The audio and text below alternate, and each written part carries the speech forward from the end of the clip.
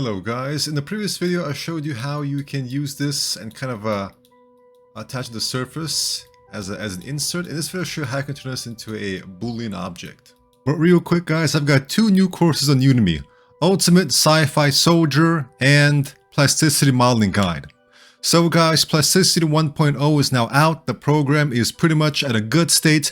I like using this program guys, it's really fantastic. It's hands down the best 3D modeling program I've ever used. It's fantastic, and this guide will show you how to create this awesome industrial mech. As for the Sci-Fi Soldier, I've got some really good ZBrush hard surface sculpting techniques, and then a lot of 3ds Max clean topology. So you get the best of both worlds guys. Really cool hard surface ZBrush techniques, and then all the retopology process of the Max. All the Max videos are unsped up, and the videos in ZBrush are a little bit sped up.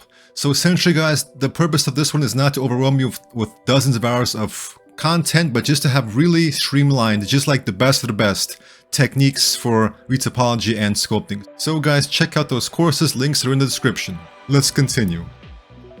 So I will take this and duplicate it.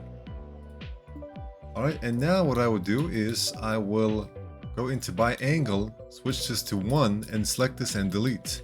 Then I'll go into the border level and I'll select this and I will extrude upwards and I will Alt P to cap that, and then I'll go to polygon level, Control A and flip that. Alright, at this point it's now ready to be used as a Boolean object. So just like that guys, you can convert things to Boolean objects. Alright, now let's create an object in which to test this out. So we got this box right here. Let's change the object color. Alright, we can even turbo smooth this as well. Place that right on here. And then Boolean this away. And there we go guys, now we can insert objects like so. So, thank you for watching and take care.